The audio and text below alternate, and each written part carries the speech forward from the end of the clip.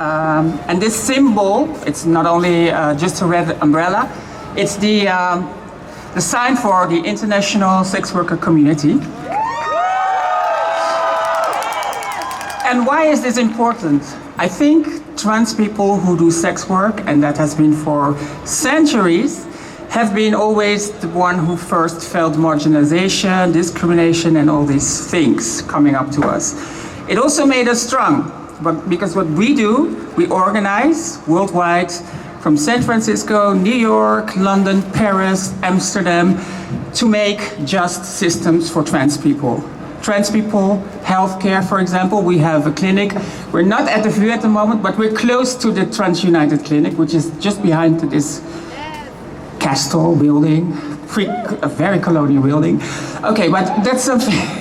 What I wanted to say is that our struggle is broad and wide enough to take up lots of people, and we did that. Unfortunately, now the clinic cannot run that inclusive because we just have restrictions as well. Now the waiting list is 6 months. But we really focus at the moment on all those people who are in those margins with an example of how trans care can be. It means that we have followed ICD-11, which is the International Code of Diseases, which is really official by the World Health Organization. And hell, everybody listens to World Health Organization, for example, in the COVID pandemic, but we don't listen to them when they talk about trans. And that is fucked up. Okay. My speech is from my community perspective, because I think we have lots of important things we can bring to the table when it comes to gender. Myself, I am coming from, my parents and grandparents are coming from the Moluccas, which is a former colony, a slave island as well. And we have very good perspectives on pre-colonial gender.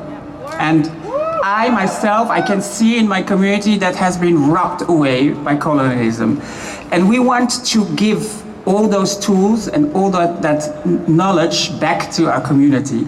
So for us as people of color, BIPOC, sex workers, community, it's vital important to be here for us all. Because things are hidden.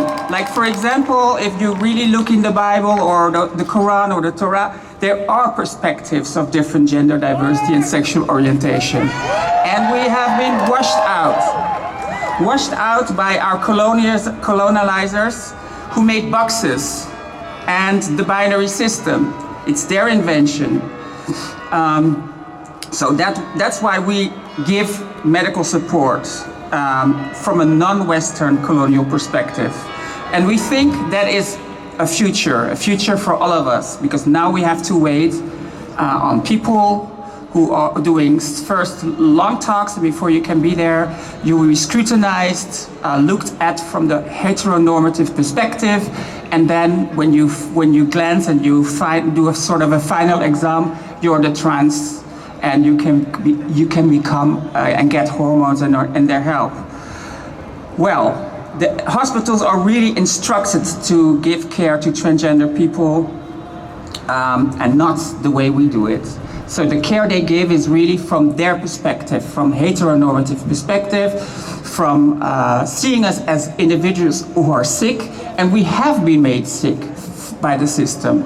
Psychiatric diagnosed for years and years and years, and that makes us vulnerable. It's not us, because we trans people are fierce. We have been the healers, we have been the shamans, people who give wisdom, but we have been made ridiculous. And how easy and fast can it go that you as a trans person are erased because of heteronormative perspectives and do not give you the chance to really show your beauty and your strength. So this binary structure, it belittles us, makes us the others, and the VU is the foundation of this injustice. It's the foundation of pathological thinking about us. It's creating lookalikes. Look at me. I mean, I'm not against the way I look at the moment, but I've been made, forced, sterilized because of that gender perspective that they think is good for us. We don't take that anymore, and we don't need to take that anymore. Because forced sterilization is dehumanizing. It takes the right for us on our bodily autonomy, and that's a real horrible thing when you look at human rights. What do we bring? What can we change? We can change those institutions when they take us at the table. And I really look at, for example, how HIV activism did it to get that seat at the table, to have JIPA principles, which means greater involvement of people who are living that life, okay? We have nurses, we have doctors, we have social workers, we have caretakers, we have people with good experience. We need to put these people at the table to shape that new view or whatever institution there is to come to give us the healthcare that we need. This is social injustice and it's structural.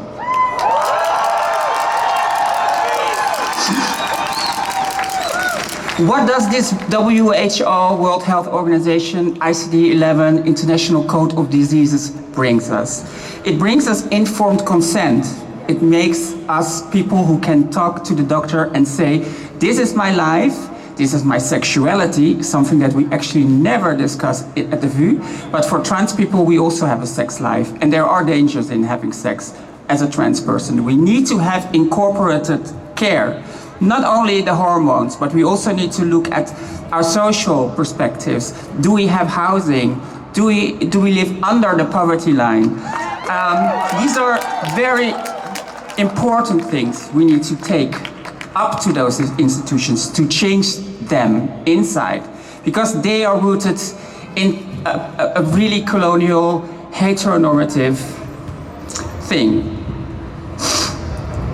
Does it exist? Yes, it exists. So if you check it, for example, in the UK we have Cheryl Ross Turner, who does the Clinic U.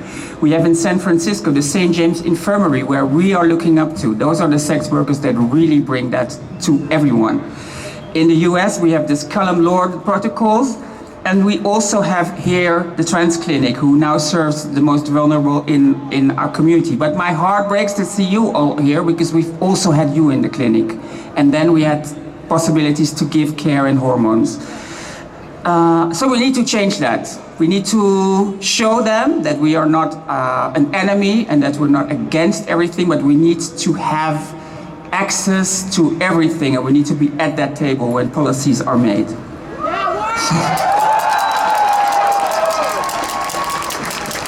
So I'm also angry. And why am I angry? I have been speaking in Rome in 2018, I think. It was for all the doctors who do gender care in Europe, the EPATH, and I had held a speech.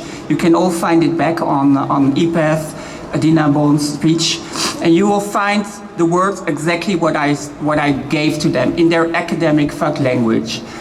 They didn't listen. After that meeting, I've been silenced for, I think, 4 days in Rome. Nobody spoke to me. The whole VU team was there. Even the people who have helped me as their psychologists and doctors, they didn't dare to speak. Because what I said was this truth.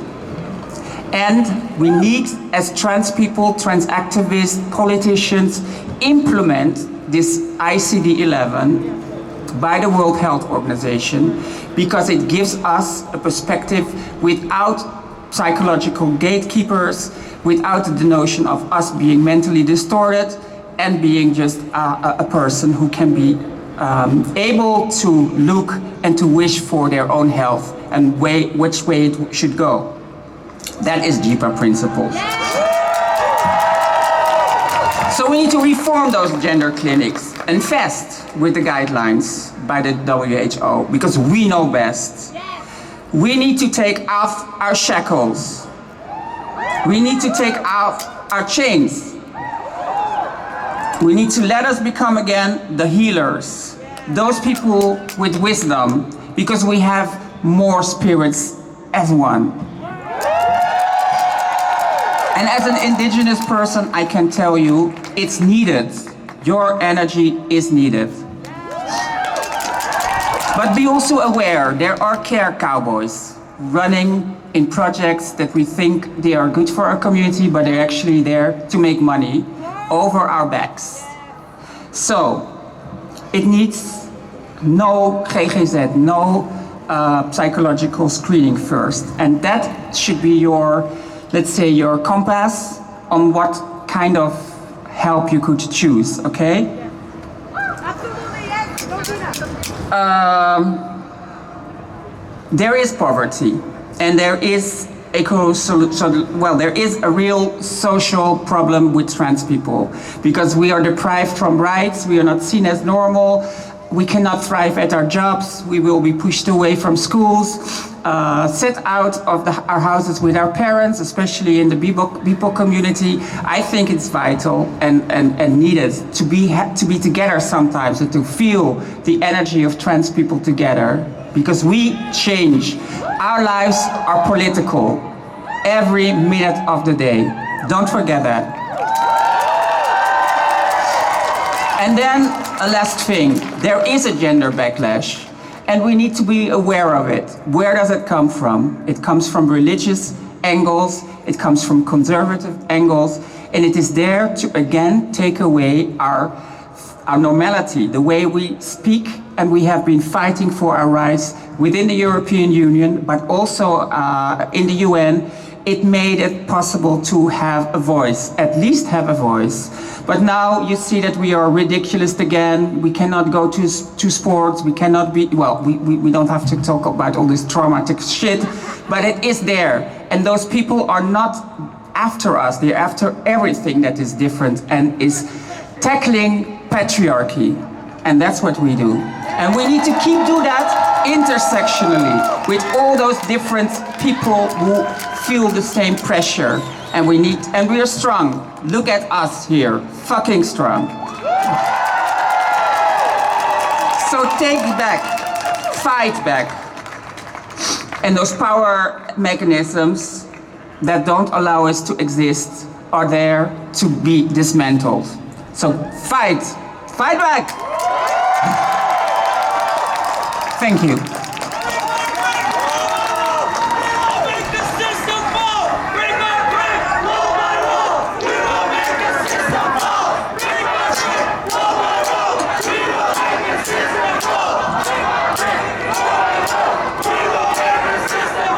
Great.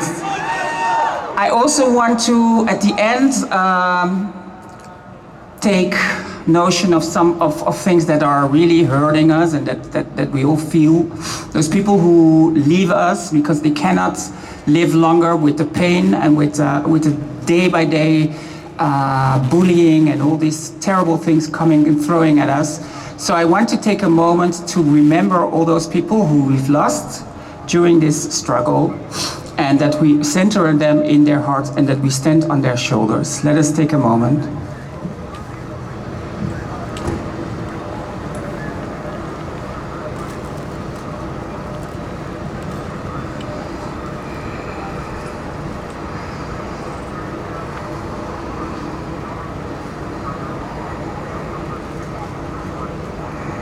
Thank you.